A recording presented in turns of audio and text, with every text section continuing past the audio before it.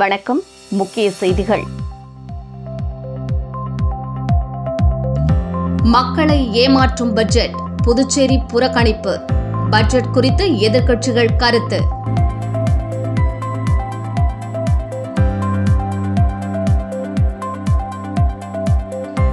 தமிழக ரேஷன் கடைக்கு விசிட் அடித்த முதலமைச்சர் ரங்கசாமி, ரேஷன் கடைகள் மூலம் வழங்கப்படும் உணவுப் பொருட்கள் குறித்து கேட்டறிந்தார்.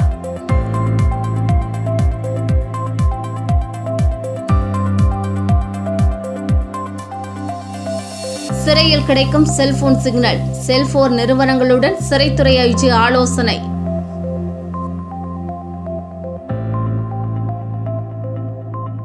இனி விரிவான செய்திகள். புதுச்சேரி பட்ஜெட்டுக்கு மத்திய அரசு ஒப்புதல் அளித்துள்ள நிலையில் வரும் 31ஆம் தேதி துணைநிலை ஆளுநர் உரையுடன் சட்டமன்ற கூட்டத்தொடர் தொடங்கும் என தகவல் வெளியாகியுள்ளது. புதுச்சேரி சட்டப்பேரவையில் பாராளுமன்ற தேர்தலையொட்டி 5 மாத செலவினங்களுக்கு இடைக்கால பட்ஜெட்டை முதலமைச்சர் ரங்கசாமி கடந்த மார்ச் மாதம் சட்டசபையில் தாக்கல் செய்தார். அதன் பின்பு முழுமையான பட்ஜெட் தாக்கல் செய்ய அரசு நடவடிக்கை எடுத்தது.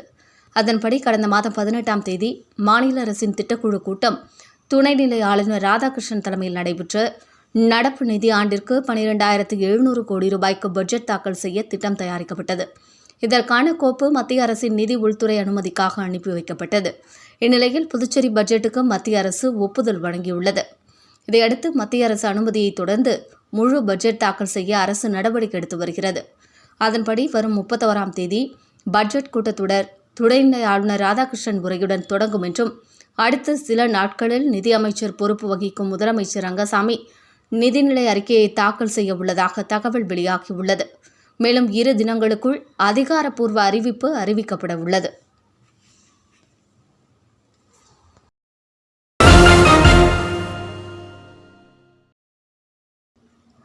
மக்களை ஏமாற்றும் மாற்றுக் கட்சி ஆட்சிகளை பழிவாங்கும் வகையில் மத்திய பட்ஜெட் தாக்கல் செய்யப்பட்டுள்ளதாக முன்னாள் முதலமைச்சர் நாராயணசாமி விமர்சனம் செய்துள்ளார். மத்திய பட்ஜெட் குறித்து கருத்து தெரிவித்துள்ள முன்னாள் முதலமைச்சர் நாராயணசாமி, தொடர்ந்து பல ஆண்டுகளாக புதுச்சேரிக்கு மாநில அந்தஸ்து, கடன் தள்ளுபடி, மத்திய நிதி கமிஷனில் புதுச்சேரியை சேர்க்க வேண்டும் என வலியுறுத்தி வருவதாகவும், ஆனால் இது ஏதும் இந்த பட்ஜெட்டில் அறிவிக்கப்படவில்லை என்றும், இந்த பட்ஜெட்டில் பாரதிய ஜனதா கூட்டணியில் இருக்கிற என்ஆர் காங்கிரஸ் அரசும் புதுச்சேரி மாநிலமும் புறக்கணிக்கப்பட்டிருக்கிறது என்று கூறியுள்ளார். புதிய ரயில்வே திட்டங்கள் புதுச்சேரிக்கு அறிவிக்கப்படவில்லை என்றும், புதுச்சேரி வளர்ச்சிக்கான எந்த சிறப்பு திட்டங்களும் இல்லை, மொத்தத்தில் இந்த பட்ஜெட் நாட்டின் வளர்ச்சிக்கான பட்ஜெட் இல்லை என்று அவர் கூறியுள்ளார். கூட்டணி கட்சிகளை குஷிப்படுத்தும் பட்ஜெட் என்றும், மக்களை ஏமாற்றும் மாற்றுக் கட்சியின் ஆட்சிகளை பழிவாங்கும் பட்ஜெட்டுக்காகத்தான் இது அமைந்திருக்கிறது என அவர் குற்றம் சாட்டியுள்ளார்.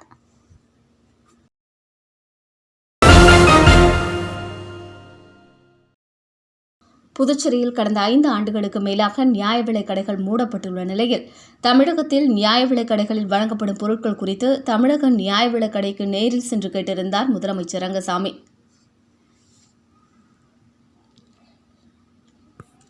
தமிழகத்தில் நியாய விலைக் கடைகள் மூலம் அரிசி, சர்க்கரையுடன் சமையலுக்கு பயன்படும் எண்ணெய், பருப்பு வகைகள், மாவு பொருட்கள், காய்கறிகள் உள்ளிட்டவை விநியோகிக்கப்படுகின்றன. ஆனால் பாரதிய ஜனதா கட்சி என்ஆர் காங்கிரஸ் ஆட்சி செய்யும் புதுச்சேரி மாநிலத்தில் கடந்த 5 ஆண்டுகளுக்கு மேலாக நியாய விலைக் கடைகளே இல்லாத நிலையில் உள்ளது. புதுச்சேரியில் 350க்கும் மேற்பட்ட நியாய விலைக் கடைகள் இருந்தன. இந்த கடைகளில் 550க்கும் மேற்பட்ட ஊழியர்கள் பணிபுரிந்து வந்தனர். தற்போது குடும்ப அட்டைதாரர்களுக்கு மாதந்தோறும் ரேஷன் அரிசிக்கு பதிலாக பணமாக அவரவர் வங்கிக் கணக்கில் நேரடியாக செலுத்தப்பட்டு வருகிறது. அதுவும் மாதந்தோறும் சரிவர செலுத்தப்படுவதும் இல்லை என்கிற புகார்களும் உள்ளன. இதனால் பொதுமக்கள் மற்றும் நியாய விலைக் கடை ஊழியர்கள் கடுமையாக பாதிக்கப்பட்டுள்ளனர். இதனிடையே புதுச்சேரியில் மீண்டும் நியாய விலைக் கடைகளை திறந்து அண்டை மாநிலமான தமிழகத்தை போன்று அரிசி, பருப்பு, எண்ணெய், சர்க்கரை உள்ளிட்ட அத்தியாவசிய பொருட்கள் வழங்க வேண்டுமென பொதுமக்கள் மற்றும் திமுக, காங்கிரஸ், கம்யூனிஸ்ட் உள்ளிட்ட அரசியல் கட்சிகள் தொடர்ந்து வலியுறுத்தி வருகின்றனர். இந்நிலையில் சமீபத்தில் டென்னிஸ் பயிற்சியில் ஈடுபட்டிருந்த முதலமைச்சர் ரங்கசாமி திடீரென புறப்பட்டு தமிழக பகுதியான சின்ன முதலியார் சாவடியில் உள்ள நியாய விலைக் கடைக்கு சென்றார். அங்கு பொதுமக்களுக்கு வழங்கப்படும் இலவச அரிசி, பருப்பு உள்ளிட்டவற்றை கையில் பெற்று அதன் தரம் குறித்து பார்வையிட்டார். மேலும் நியாய விலைக் கடைகளில் மாதந்தோறும் வேறு என்னென்ன பொருட்கள் வழங்கப்படுகிறது என்றும் அவர் கேட்டறிந்தார்.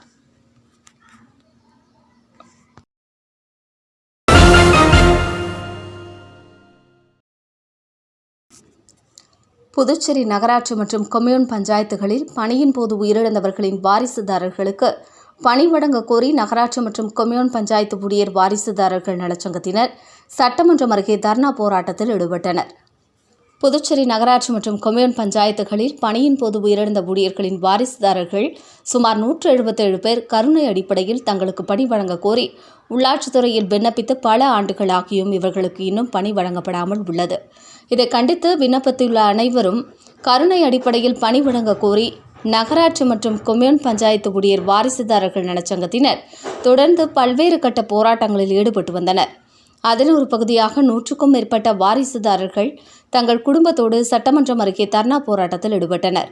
அப்போது அரசு தங்களுக்கு உடனடியாக பணி வழங்க கோரி அரசை வலியுறுத்தி கோஷங்களை எழுப்பினர்.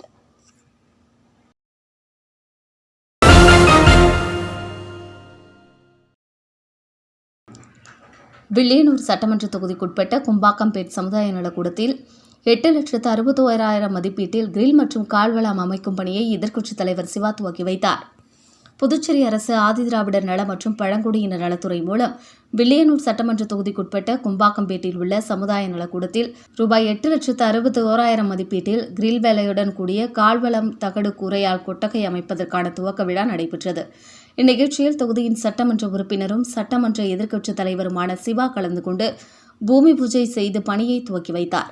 இதில் பொறியாளர் பக்தவச்சலம், ஆதிதிராவிடர் நலத்துறை மேலாண் இயக்குநர் சிவகுமார், இயக்குநர் இளங்கோவன், உதவி பொறியாளர் திருவருட்செல்வம் மற்றும் ஊர் முக்கியஸ்தர்கள் கபிரியேல், கதிரவன், அருள்மணி, அந்தோணி, அலோர், ஐயனார் உட்பட திமுக நிர்வாகிகள், தொகுதி செயலாளர்கள் மணிகண்டன், பொதுக்குழு உறுப்பினர்கள் ராமசாமி, செல்வநாதன், இலக்கிய அணி அமைப்பாளர் சீனு மோகன்தாஸ் உட்பட ஏராளமானோர் கலந்து கொண்டனர்.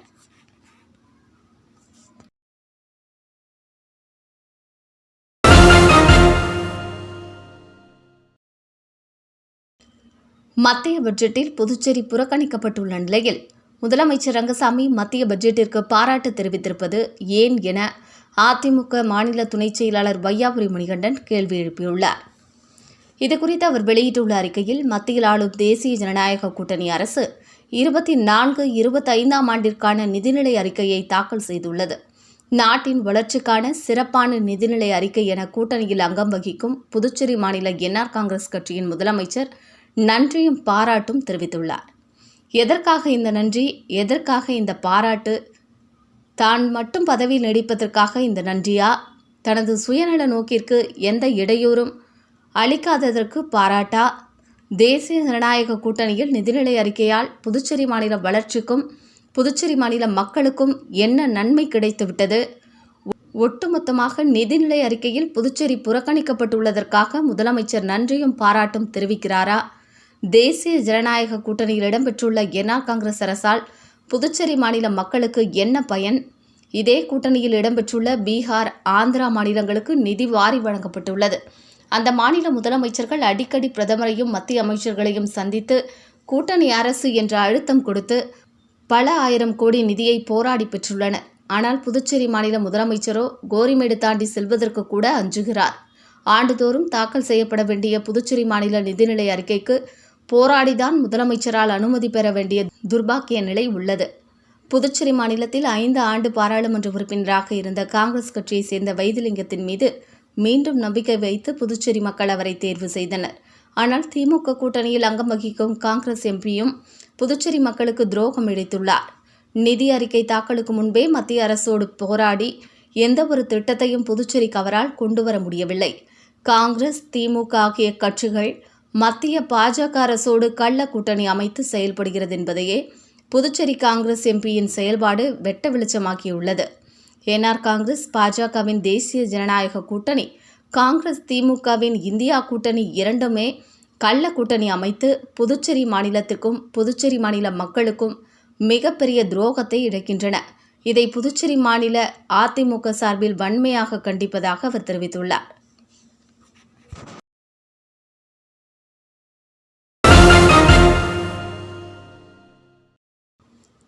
ஆரியபாளையம் ஸ்ரீ புட்லாய் மாரியம்மன் ஆலயத்தில் பொங்கலிடுதல் மற்றும் செடர் திருவிழாவில் திரளான பக்தர்கள் பங்கேற்று சுவாமி தரிசனம் செய்தனர். புதுச்சேரி மாநிலம் வில்லியனூர் கொம்யூன் ஆரியபாளையத்தில் எழுந்தருளியிருக்கும் அருள்மிகு ஸ்ரீ பொய்யாமொழி விநாயகர், ஸ்ரீ புட்லாய் மாரியம்மன், ஸ்ரீ கங்கையம்மன், ஸ்ரீ எல்லையம்மன் ஆலய செடல் உற்சவ திருவிழா வெகு சிறப்பாக நடைபெற்றது. முன்னதாக நண்பகல் பார்சாகை வார்த்தல், அதைத் தொடர்ந்து மாலை ஐயனாரப்பனுக்கு பொங்கலிடுதல் நிகழ்ச்சியும் வெகு சிறப்பாக நடைபெற்றது. இதில் திரளான பக்தர்கள் கலந்து கொண்டு செடல் தரித்து தங்களது வேண்டுதல்களை நிறைவேற்றினர். தொடர்ந்து இரவு காத்தவராயன் சுவாமிகள் கும்பம் படைத்தல் நிகழ்ச்சியும் சுவாமி திருவீதி உலாவும் நடைபெற்றது. இதில் திரளான பக்தர்கள் கலந்து கொண்டு சுவாமியை தரிசனம் செய்தனர். நிகழ்ச்சிக்கான ஏற்பாட்டினை விழா குழுவினர்கள் மற்றும் ஆரியபாளையம் ஊர் கிராமவாசிகள் வெகு சிறப்பாக செய்திருந்தனர்.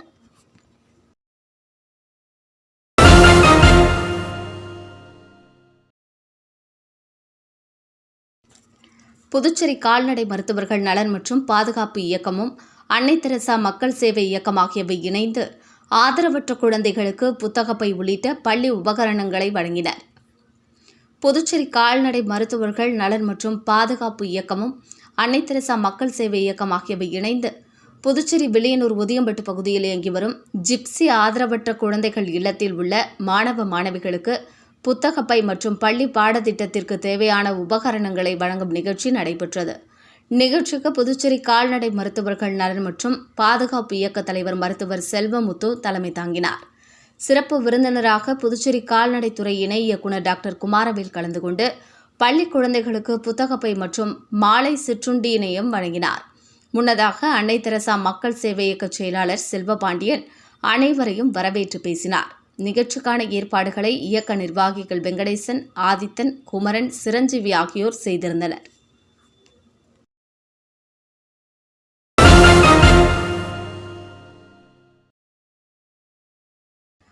அரியாங்குப்பம் தொகுதி முருங்கப்பாக்கம் சேத்திலால் நகரில் சாலை அமைக்கும் பணியினை சட்டமன்ற உறுப்பினர் பாஸ்கர் பூமி பூஜை செய்து துவக்கி வைத்தார். புதுச்சேரி அரியாங்குப்பம் தொகுதிக்குட்பட்ட முருங்கப்பாக்கம் பகுதியில் உள்ள சேத்திலால் நகர் பகுதியில் ரூபாய் 45 லட்சம் மதிப்பீட்டில் எல் மற்றும் யூ வடிவ கழிவுநீர் வாய்க்கால்களுடன் கூடிய சிமெண்ட் கான்கிரீட் சாலை அமைக்கும் பணிக்கான பூமி பூஜை நிகழ்ச்சி நடைபெற்றது. இதில் சட்டமன்ற உறுப்பினர் பாஸ்கர் என்கிற தட்சிணாமூர்த்தி கலந்து கொண்டு பூஜை செய்து பணிகளை துவக்கி வைத்தார். தொடர்ந்து அப்பகுதியில் பராமரிப்பின்றி சிதிலமடைந்துள்ள மணமகிழ் மன்றத்தை சீரமைத்து புதிய சமுதாய நல கட்டிடம் அமைத்து தர வேண்டுமென அப்பகுதி மக்கள் கோரிக்கை விடுத்துள்ளனர். இதை ஏற்ற சட்டமன்ற உறுப்பினர் உரிய நடவடிக்கை எடுப்பதாக உறுதியளித்தார். நிகழ்ச்சியில் அரியாங்குப்பம் தொகுதி என்ஆர் காங்கிரஸ் மற்றும் தேசிய ஜனநாயக கூட்டணி கட்சி நிர்வாகிகள் பலர் கலந்து கொண்டனர்.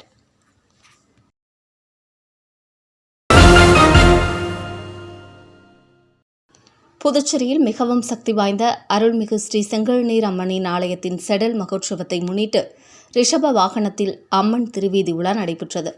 புதுச்சேரி வாழைக்குளம் பகுதியில் மிகவும் சக்தி வாய்ந்த அருள்மிகு ஸ்ரீ செங்கழுநீர் அம்மன் ஆலயம் உள்ளது. இந்த ஆலயத்தில் 96வது ஆண்டு செடல் மகோற்சவ விழா நடைபெற்று வரும் நிலையில் விழாவின் ஒரு நிகழ்ச்சியாக அம்மன் திருவீதி உலா நடைபெற்றது. முன்னதாக பல்வேறு வண்ண ஆபரணங்கள் அணிவித்து அலங்கரிக்கப்பட்ட செங்கழுநீர் அம்மன் ரிஷப வாகனத்தில் வைக்கப்பட்டு வீதி உலா நடைபெற்றது.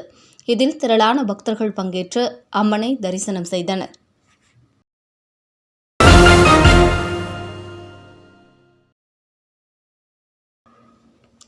புதுச்சேரி காலாப்பட்டு மத்திய சிறைச்சாலையில் செல்போன் அலைவரிசை கிடைக்காத வண்ணம் உறுதி செய்யுமாறு செல்போன் நெட்வொர்க் நிறுவனத்தினர்களுடனான ஆலோசனைக் கூட்டம் சிறைத்துறை ஐஜி ரவ்தீப் சாகர் தலைமையில் நடைபெற்றது. காலாப்பட்டு மத்திய சிறையில் சில தினங்களுக்கு முன் காவல்துறையினர் அதிரடியாக சோதனை செய்தனர். இதில் 2 செல்போன்கள் கைப்பற்றப்பட்டன. மேலும் புதுச்சேரி துணைநிலை ஆளுநர் மற்றும் தலைமைச் செயலாளர் சிறைத்துறை ஐஜியிடம் சிறையில் ஜாமர் கருவி பொருத்தப்பட்டும் அவ்வப்போது எவ்வாறு செல்போன் சிக்னல் கிடைக்கிறது என்றும் அதை சரி செய்யுமாறும் அறிவுறுத்தியிருந்தனர். இதையடுத்து அனைத்து செல்போன் நிறுவனங்களின் அதிகாரிகளுடன் சிறைத்துறை ஐஜி ஆலோசனைக் கூட்டத்தை காலாப்பட்டு மத்திய சிறையில் நடத்தினார். அப்போது சிறையில் ஜாமர் கருவி பொருத்தியும் சிக்னல் எப்படி கிடைக்கிறது என்று விளக்கம் கேட்டறிந்தார். மேலும் நீதிமன்ற உத்தரவை மீறி சிக்னலின் அளவை அதிகரிக்கும் நிறுவனங்கள் மீது நடவடிக்கை எடுக்கப்படும் எனவும் எச்சரித்தார். இந்த கூட்டத்தில் சிறை தலைமை கண்காணிப்பாளர் அழகேசன், கண்காணிப்பாளர் பாஸ்கர் ஆகியோர் உடனிருந்தனர்.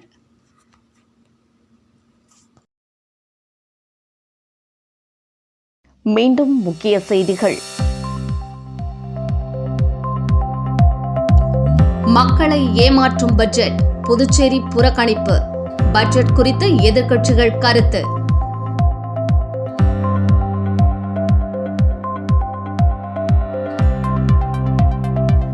தமிழக ரேஷன் கடைக்கு விசிட் அடித்த முதலமைச்சர் ரங்கசாமி ரேஷன் கடைகள் மூலம் வழங்கப்படும் உணவுப் பொருட்கள் குறித்து கேட்டறிந்தார்.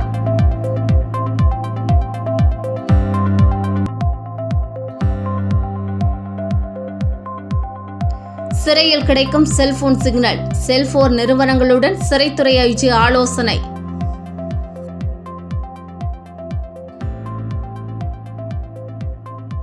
இத்துடன் செய்திகள் நிறைவடைந்தன.